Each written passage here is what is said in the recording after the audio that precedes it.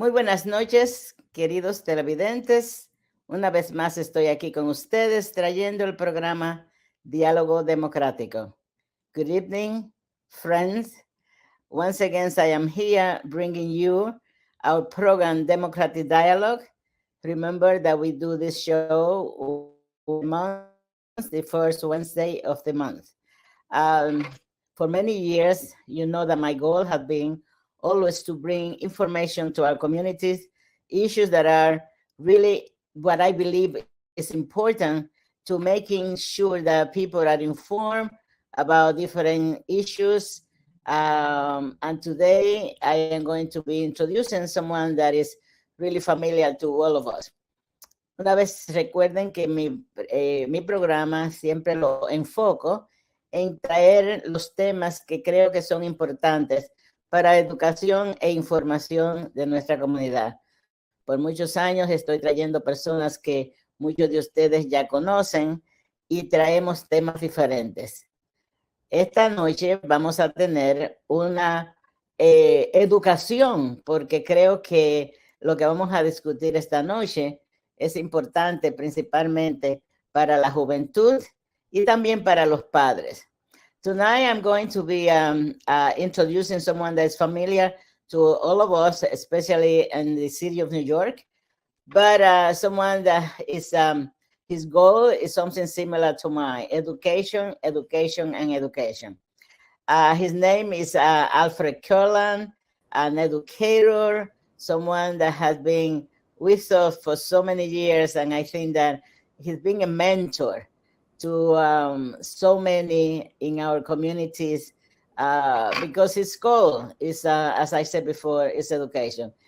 Esta persona que sabemos que lo conocemos porque por muchos años ha estado envuelto en nuestra comunidad, y creo que una de las aspiraciones de él es que todos puedan aprovecharse de esos temas que nos benefician actualmente y que también nos benefician para el futuro de los jóvenes, el futuro de las familias.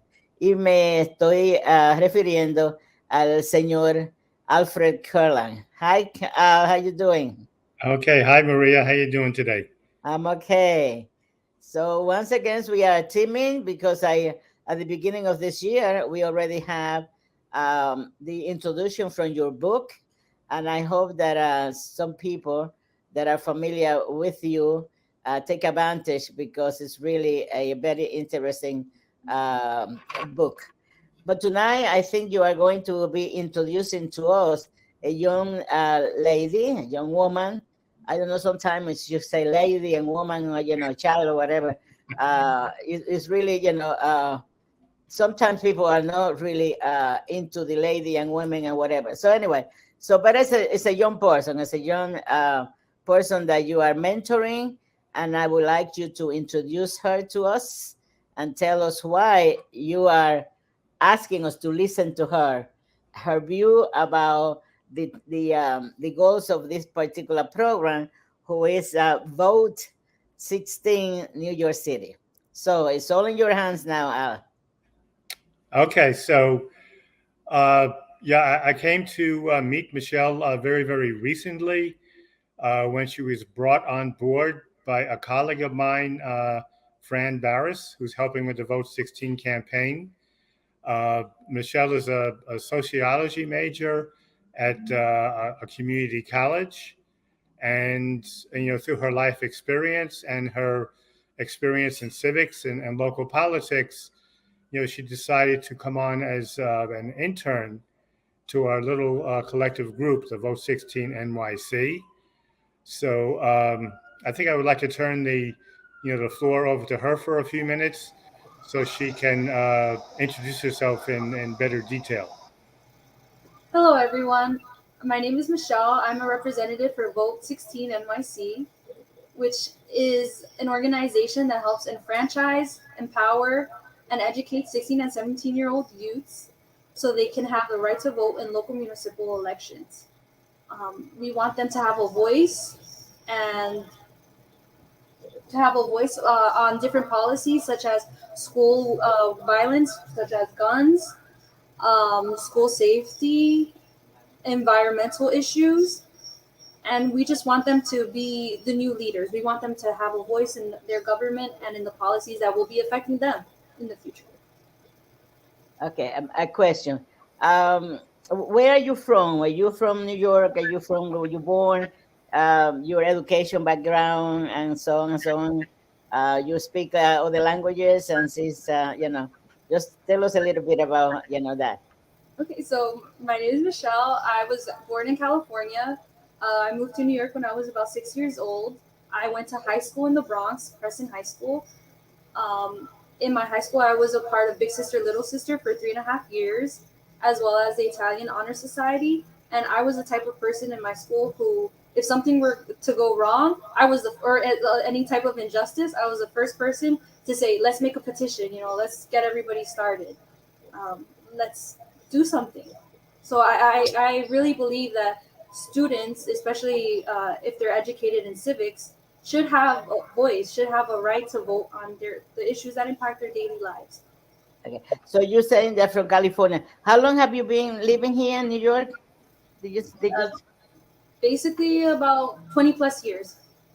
Oh, okay. No, I was going to ask you the difference between living here and living in California. I would say the pace of life is very different. I went to elementary schools in California, so I don't really know how high schools work over there. But some high schools here have metal detectors. So that shows the amount of violence or crime that people are always afraid of. Right. Well, right now in New York also, they have a system of security.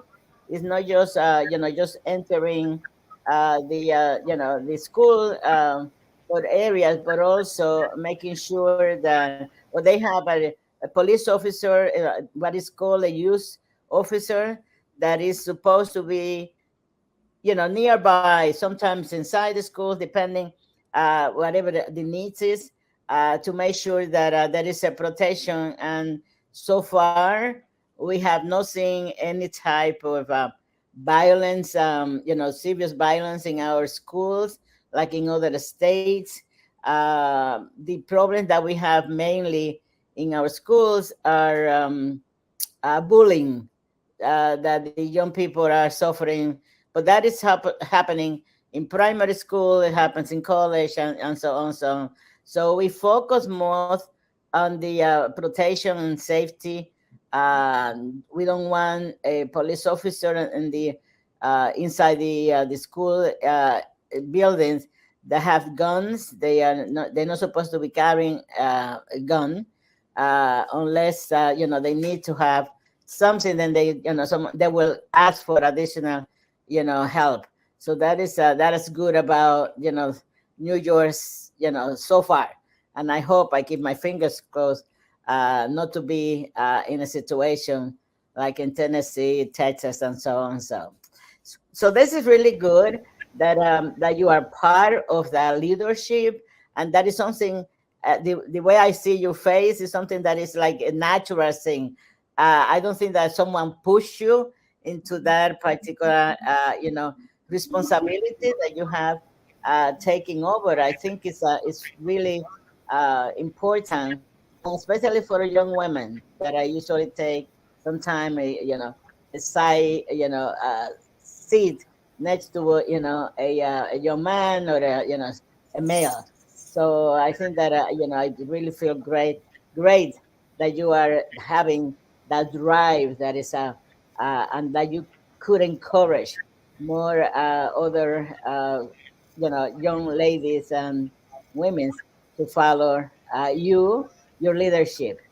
So anyway, so the let me just tell you a little bit about myself, because not only that I have this program for many years, but also I am involved in politics in our area, local politics in a party position that I hold for many years.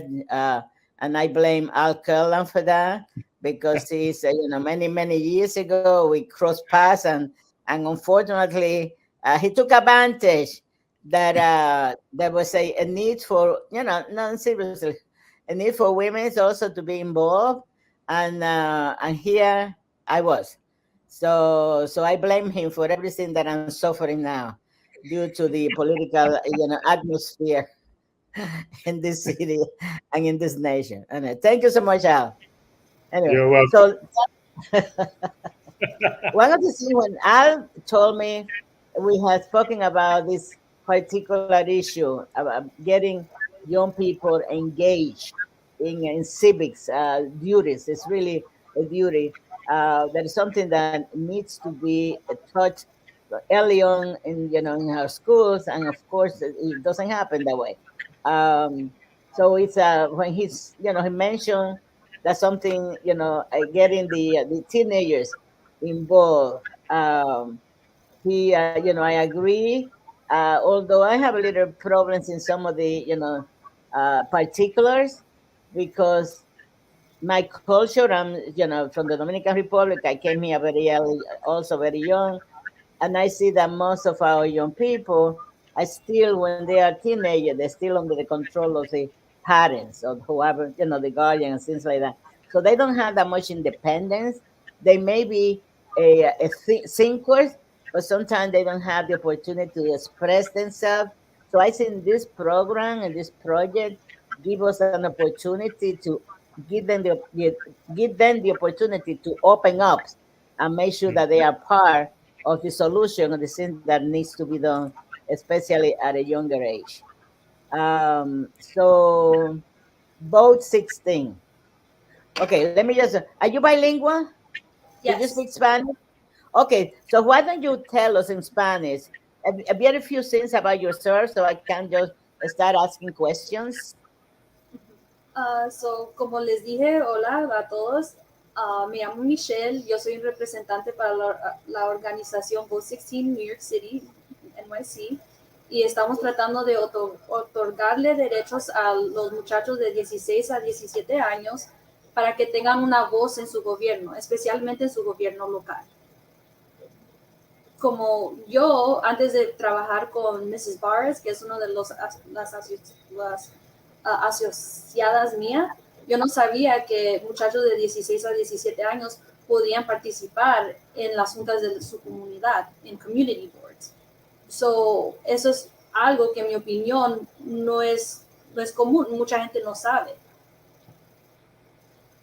Sí, hace años que comenzó ese sistema. Desafortunadamente, como dije anteriormente, la influencia de los padres es primordial en el desarrollo de esas mentes que necesitamos sentados en la mesa para tener un diálogo y para conversar acerca de qué es lo que ellos necesitan, cuál es la visión de esa juventud, y darles la oportunidad entonces de tomar decisiones que van a ayudarlos a ellos en el futuro, en el presente y en el futuro.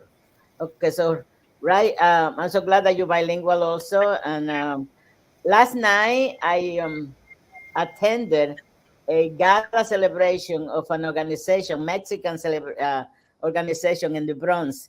And I met someone that is very close friend of ours, and she was telling me about her daughter that is going to be going into college now this year. And she's also something similar to you, that have developed, that had that natural, will to be a leader. And the mother says to us that she's so impressed with the leadership that her daughter, that she didn't think. I'm talking about Anna Russell from the New York President, that her oldest daughter, she has two, a daughter and a son, has found herself doing things in her schools and bringing together the young people. And she goes and recently she raised about $2,000 in 2 days, asking for support for the homeless people and people who are coming to the to the city now, especially here to New York. From that it's being bused into New York every day. And this young woman, all of a sudden, she just knocked on some doors and came up with all this money. And her schools are so surprised, the teachers, but she had decided, to do this on her own. So we need to take advantage of those young people who are willing and able to join and to do things by themselves without being told what to do and what not to do. So now tell us about, which I think I already know, but I'm just for the people who are watching the show. Vote 16. What do you think about Vote 16 for the local elections? And Who you that's for asking? you. Well, Al, I think you have to since you are one of the I'm not going to say the founder, but I think that you have taken over this responsibility, and I to promoting this particular issue that is so important to all of us. So knowing how dedicated you are, so why don't you start giving us more information about New York, the Vote 16? Vote 16. So the Vote 16 NYC coalition is still in its very, very early stages of organizing itself and developing alliances with other organizations that support lowering the voting age to 16, both in New York City and New York State. Years ago, there was an organization called the Future Voters of America that was headed up by a founding director, Fran Barris, and an associate director, Diane Grazik, who had adopted this theme as early as 2006. But when they found that they were not getting traction, even in the city council, they went back to the governing body of Future Voters of America, which happened to be representatives, high school students from high schools all across New York City, to come up with a compromise. And that compromise was to lower the voting age to 16 for people to become community board members. And that was done in 2007. And for that campaign, it took 7 years, from 2007 and to 2014, to change New York State public officer law, which finally allowed 16-year-olds to apply to community boards. So in the interim, what we also found out is there was another organization called Generation Citizen, who's operating in 7 cities across the United States. And their primary programming was to go into both high school and middle school classrooms and have students for one semester develop an approach to a problem that they self-identified as very important to them as young adults. So it could be anything from, violence on the streets in their neighborhoods, to the school menu in their schools, to addressing social and emotional mental health issues where they wanted to see improved services. And what this organization, Generation Citizen, did is they also developed a related arm of Generation Citizen called Vote16USA. And their mission was to network with locally based efforts to lower the voting age to 16. So one example is they did this in San Francisco. They had a Vote 16 in San Francisco, which introduced a referendum to the voters of that city in 2016. And that referendum narrowly lost. It only lost by 4 percentage points. And then it was reintroduced in 2020 to the voters of San Francisco. And that referendum lost, but only by 0.9%, less than 1%. So they plan on reintroducing that in 2024. So in New York State, we had 2 people in the New York State legislature introduce legislation to lower the voting age to 16. One of those was a state senator that represents the west side of Manhattan, Brad Hoylman Segal. And the second person was a state assemblyman who represents Brooklyn, and Robert C. Carroll. And each of them developed a lot of co-sponsors to the legislation. But what we learned from the community board campaign is you can have legislation introduced in the state legislature, but even state legislatures need partners on the ground. So that's what Vote 16 does, is they reach out to youth organizations and civic organizations, asking them to do two things.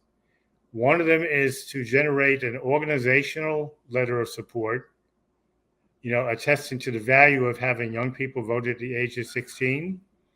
And we've gotten those letters. We've got that letter from Dr. Robert Fullilove, who's an associate professor at the Mailman School of Health. And we've also had organizations agree to float petitions at the groundswell level. So that's being done by the Police Athletic League. It's being done by the Children's Aid Society.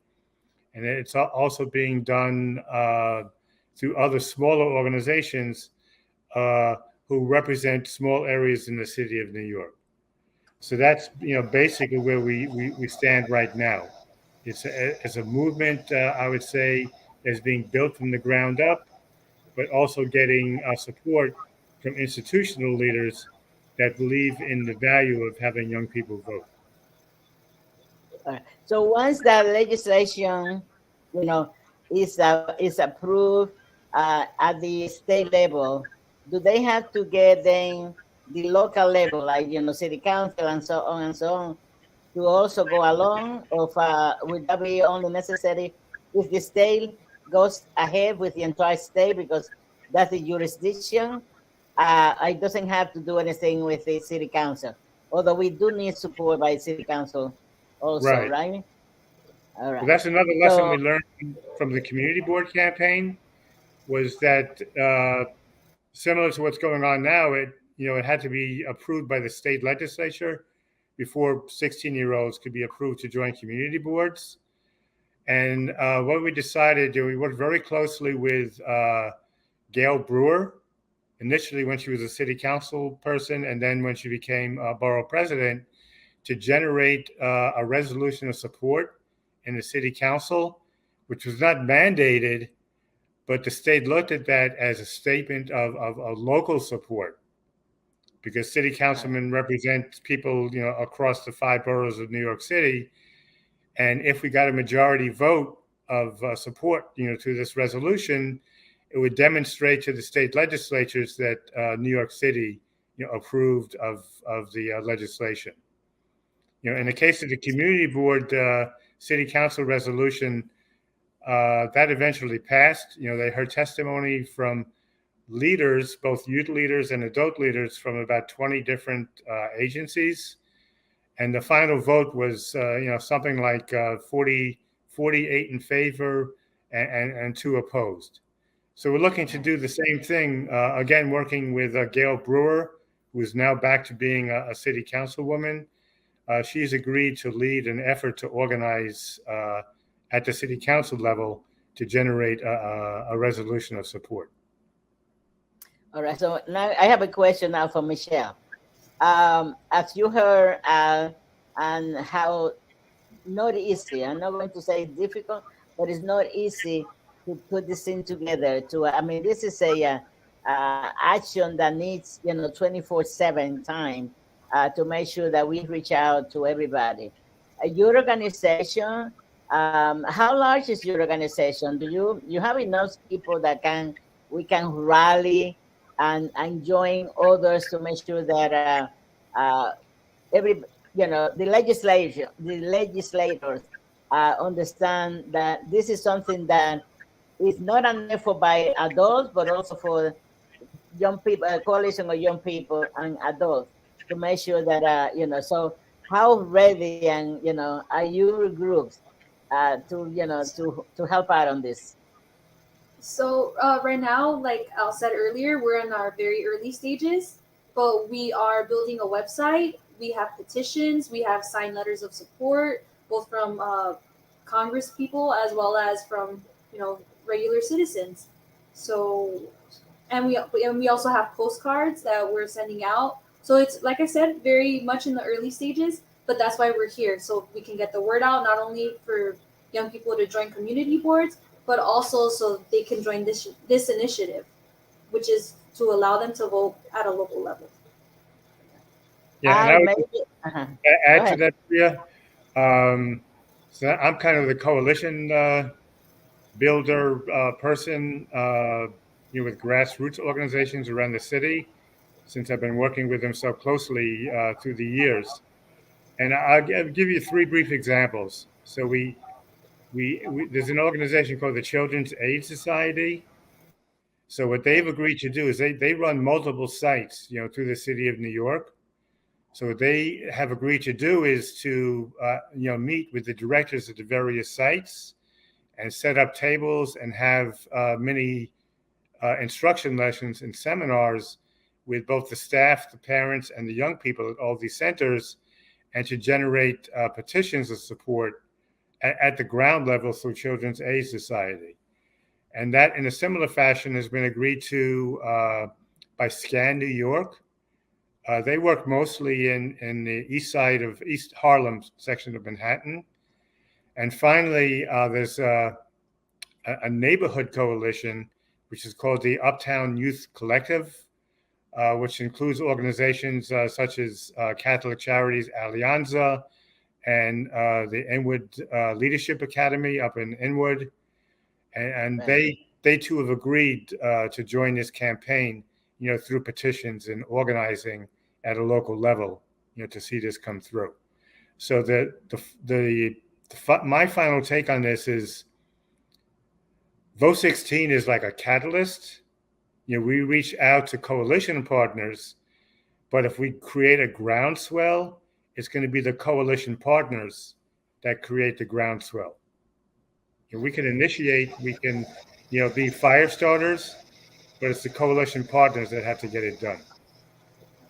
Wouldn't it be wonderful if we do, for the young people, we can urge them to, to be part of this actively, not just, passive, involvement, but because we know that people who vote the most are the seniors, and they could be a two-part, like the seniors and the young people uniting in this type of idea and effort to make sure that they are, equally they participate, but especially the elderly, the adults, having also a saying in how to allow to make sure that the young people can work with them and make some changes in legislations that are so important to both sides, to the seniors and to the young people. Yes. So that is something maybe we could, the Department for the Aging, I'm involved in that department. I could just see if we can, motivate them to also support this thing, highly, because I think that we need, everybody involved, but especially that the young people understand that the adults are on their side and vice versa. Yeah, so maybe, Michelle, you could talk a little bit about the mentoring experience you had when you were still in high school with the older sister, your younger sister, and the importance of having a relationship, between different generations, older people and younger people, in order to expand your knowledge about the world and the community. Well, for instance, like I said, before working for Mrs. Bars, I did not know that community boards allowed 16 and 17-year-olds to be a part, to participate. So that is something that I wouldn't have known if I wouldn't have had that relationship with her. And in terms of big sister and little sister, to me, it was a pleasure just mentoring somebody much younger, giving them my advice, maybe even seeing how my problems or what I went through when I was her age are the same, as well as different problems that I didn't go through that she's currently dealing with. So I believe we can always learn from different age groups, and everybody has a voice and something to give back. Right. Now let's move on to the. I don't know. I'm not too familiar with the civic involvement in the education system. Are you familiar with that? I mean, are we doing what is supposed to be done? Getting the this education to the at the education level, like from primary or middle school to the high school level. Because I know that the college students sometimes they organize themselves when there is an issue that is important to them, not for everything. Because something happens, they rally and they do everything that is possible, and then everything gets quiet and everybody goes home, and then until something else happens, then they also they get involved with college students, so on and so on.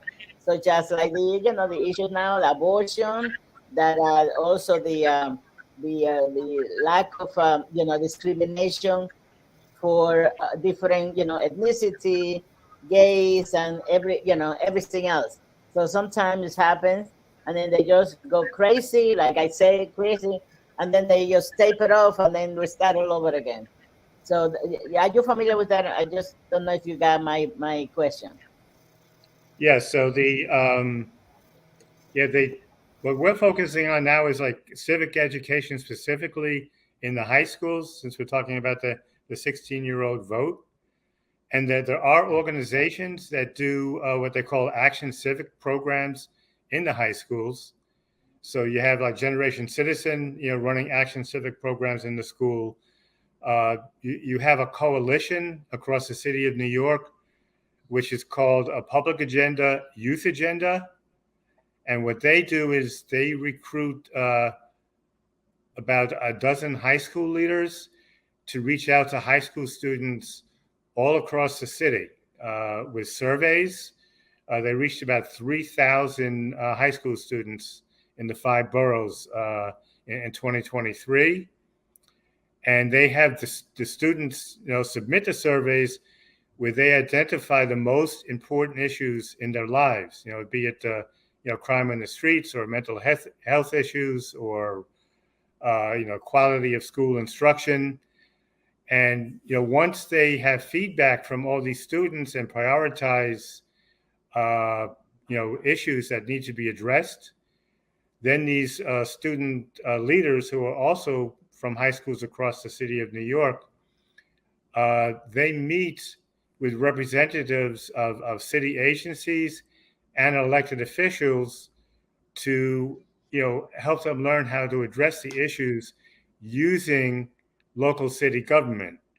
Okay, so protest in the streets is important because it brings attention and it mobilizes people, but that movement needs a partner movement, which is what we're talking about, a civics movement and an electoral movement to complement what people are bringing to the attention of everybody in the streets, to learn how to use city government and civic institutions to affect change over the long haul. So the Public Agenda, Youth Agenda, which is sponsored by 3 groups: Y Vote, the Intergenerational Change Project, that's out of the CUNY Graduate School, and also the Citizens Committee for Children. They are continuing like a year-long effort to negotiate, to advocate, and to work with elected officials, but also people that work for city agencies to address some of the issues. So one example is youth employment.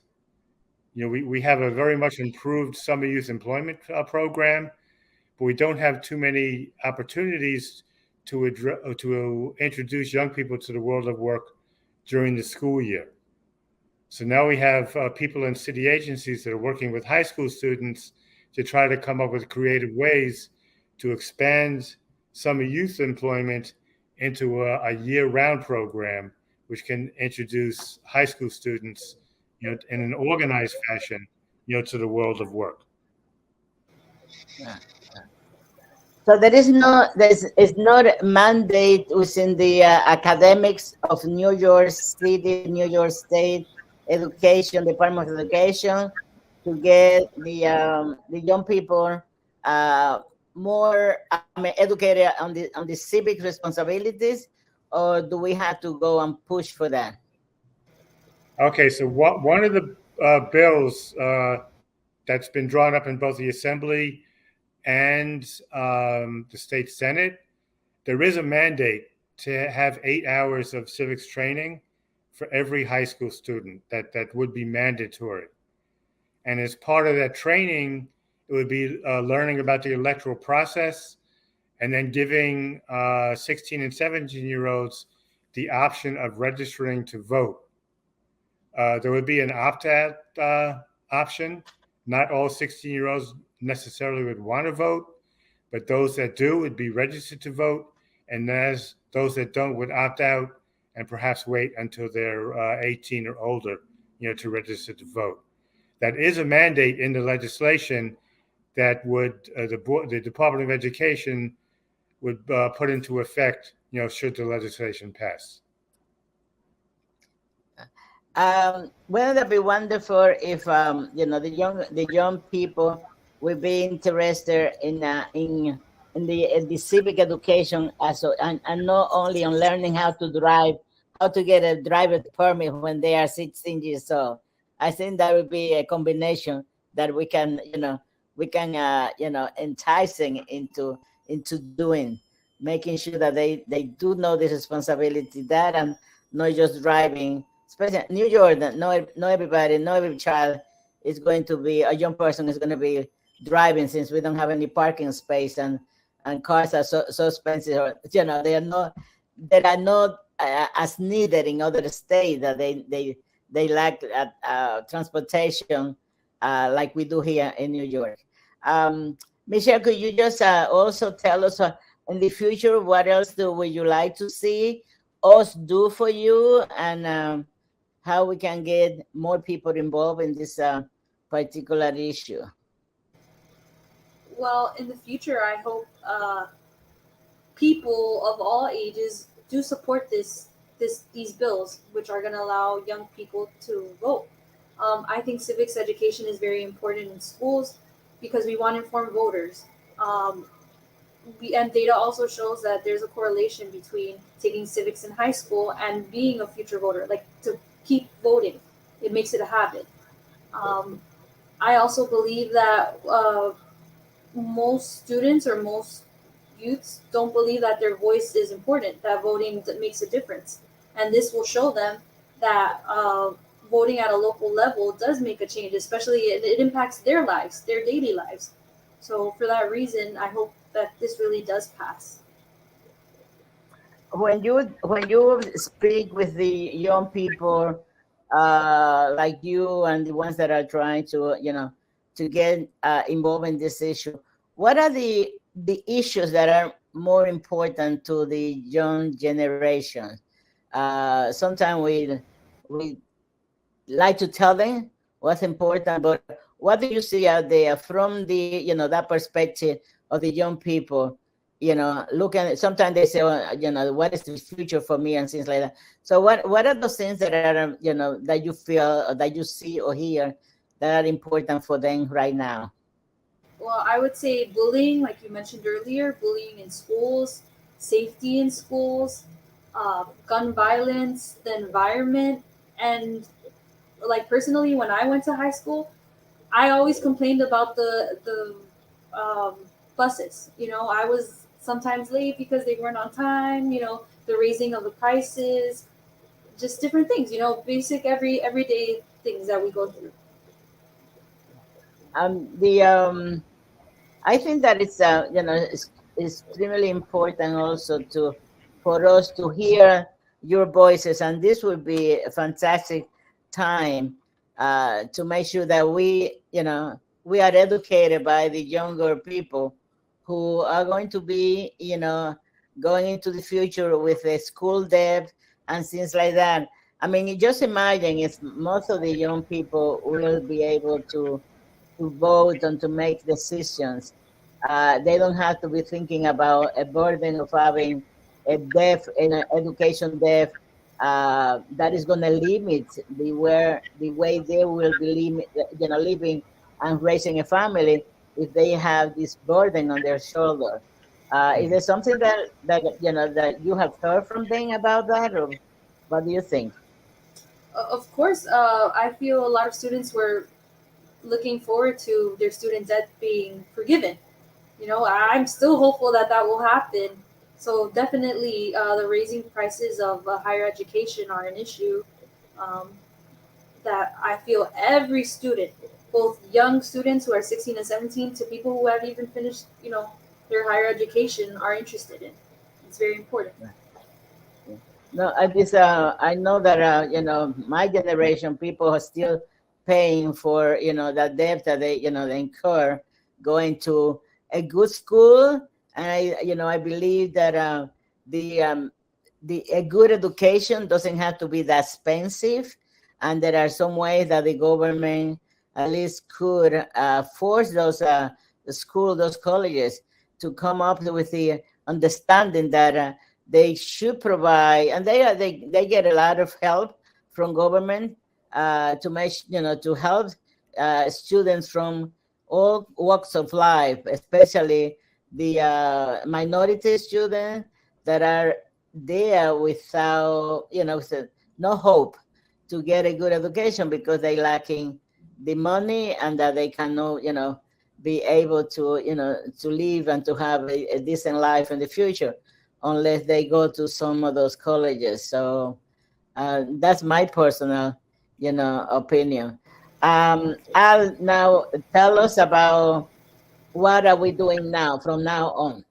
I mean, I Okay. know that you have done presentation, you have the letters, you have support. I mean, what else do you think we need to help on this effort?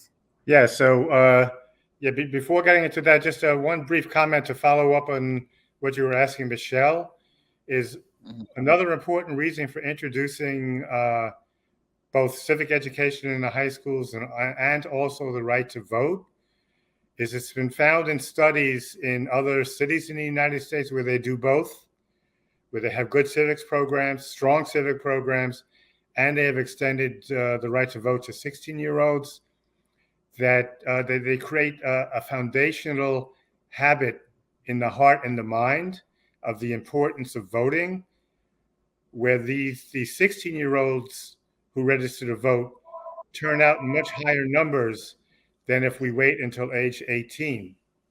And one of the reasons they've come up with is because they're still in high school and they still have associations with mentors that can teach them about civics. They create a habit of mind, which makes it more natural for them to not only to vote in greater percentages, if they register at 16 or 17, than if they register at 18 to 20, but also to sustain that voting habit, over the next several election cycles. That's been shown in several studies. So I just wanted to mention that, and also relevance. Okay, so, one example of relevance is that there's a teen-led organization in New York City called Teens for Food Justice, and they organized around a specific issue of improving school menus in the schools. And by working with adult allies that work on food justice, ending food deserts and improving school menus, they successfully, changed the menus in schools, mostly in the Bronx, for about 16 middle schools and high schools. So that made civic engagement specifically relevant to their lives and encouraged them to explore other areas in civics because they saw what they did made a difference. So to answer your question, what we're planning to do is one of the first things that we initiated doing, we initiated in Community Board number 12, which is to urge community boards to adopt resolutions of support for the Vote 16 movement as another example of a local buy-in to the issue. And, I think we're part of the way in that journey. I think there's going to be a full board vote on Tuesday, voting that resolution up or down.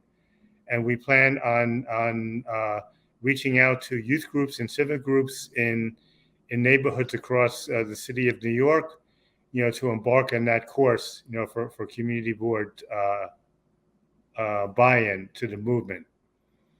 The other thing we're going to do is to reach out to community-based organizations across the 5 boroughs of New York to carry petitions, but also to develop youth leadership where they'll be able to go out to their communities and specifically vote to the value of Vote 16, whether it's in their schools or whether it's in community-based mobilizations within their own communities.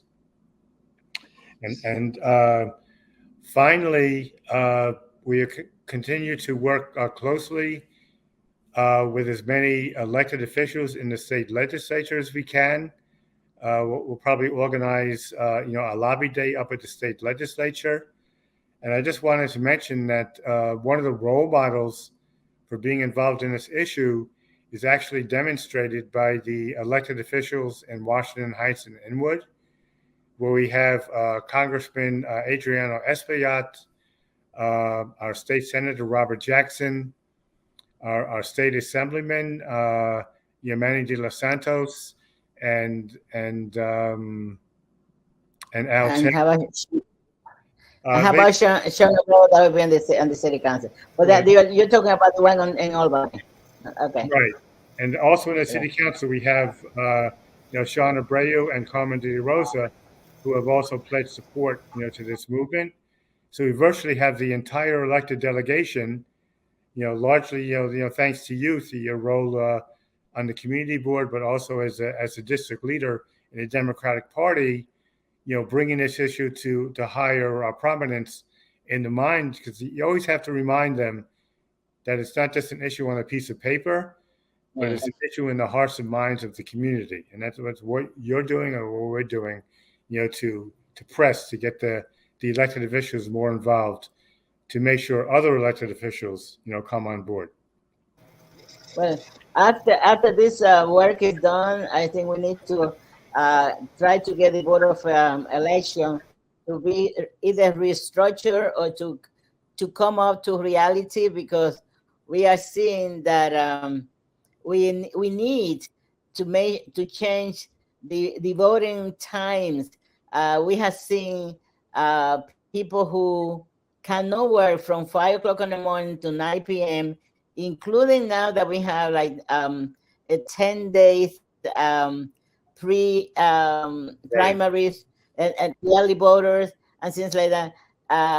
Trying to get the young people, even the college students, that we have asked them to work, and it's just like a long day. Maybe that the structure should be changed, that will be like half a day for one group and turn and make sure that that participation of the young people who are going to be working as within the election system and doing working the polls and education and things like that, because it's difficult right now to get you ask a young person to work on those that are already registered to vote, I mean over 18, to work on the polls, and you tell them polls are going to be open from 9 to 9 to 6, from 6 to 9.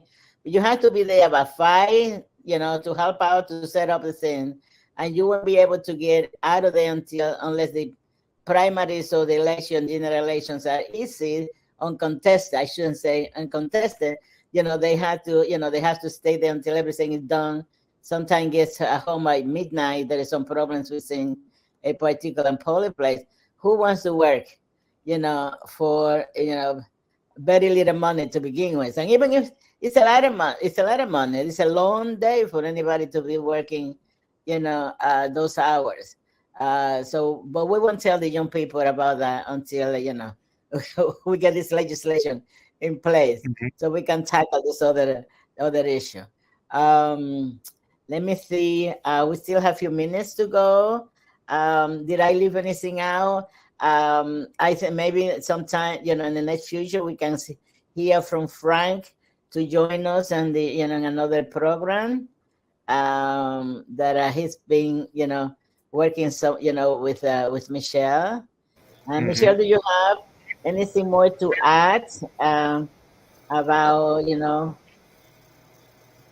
Well, I just hope that everybody, or your viewers, can please sign our petition to reach out to your elected officials, and to just really take advantage of the fact that you can participate in community boards and go and participate. Sign up. Okay, thank you. Okay, Al, what else can we can you and I do? I mean, what else? I'm not asking for work, but we have primaries coming up, and soon, and then we have general elections and the in November.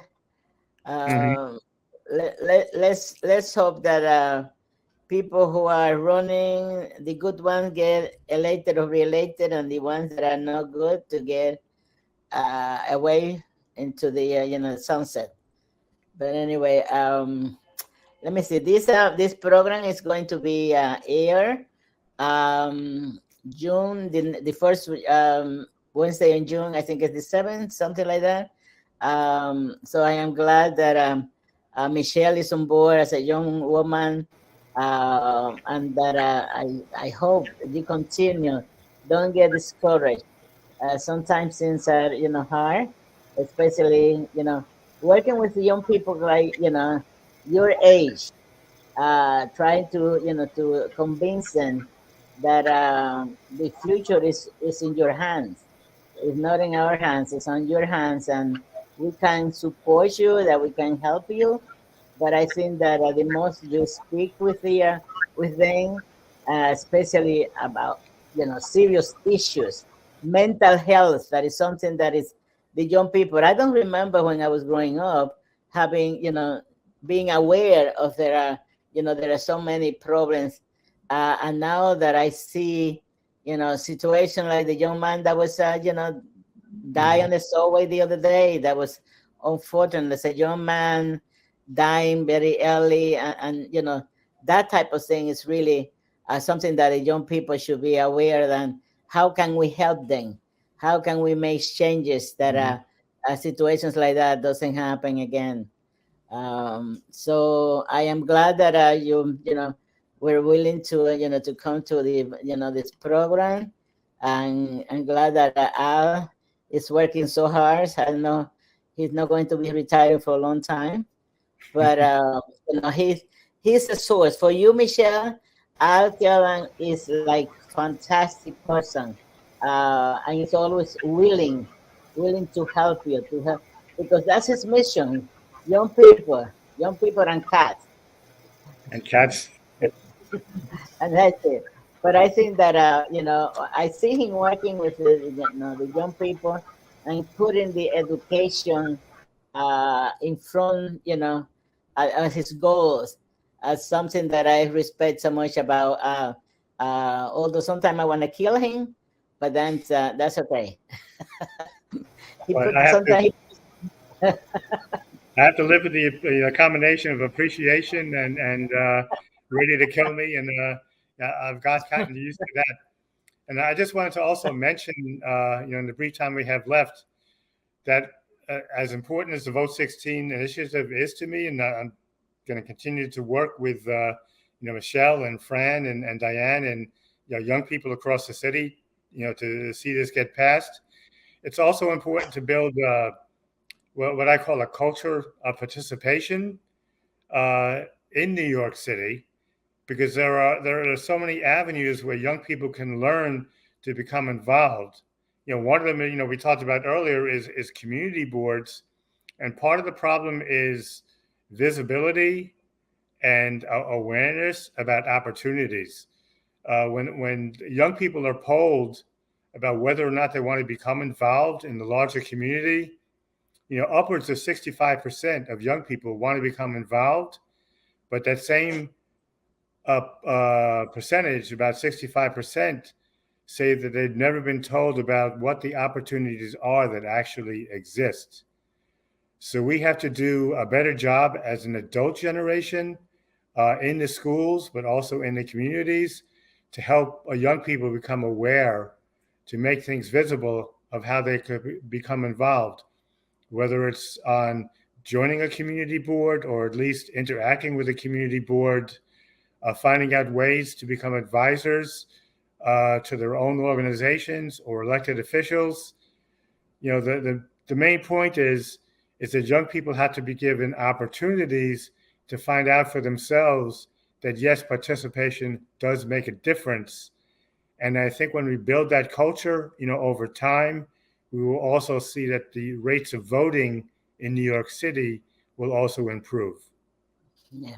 Well, one of the things that I'm trying to make this short is also the young people are seeing the struggles that their parents and their, the people who they live with, grandparents and stuff, are struggling with a daily life, with housing, economics. Another thing that we need to make sure that the young people understand, make sure that they know about financial responsibilities. That's extremely important. So they know for sure that, they are involved and that they also can participate in that type of education. And that, if that family support that is needed and that we have, we are lacking. So I am, glad we are at the end of our program. I appreciate, thank you so much, Michelle.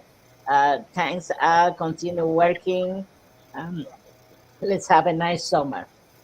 Thank you so much. Okay. Thank you so much for having us. Yeah, thank you, Maria, and thank you to your team at the Manhattan Cable Network for having and spreading the word about the value of our young citizens. Thank you. Well, imagine without Freddie Pinter and my sister Juana, these programs, are really it's a struggle. For me, it's a struggle, but thank you so much. And as I said, Michelle, good luck to you. Thank you. Thank you so much. Yeah, so please vote. Please vote. Please join your community boards and just get your voice out there.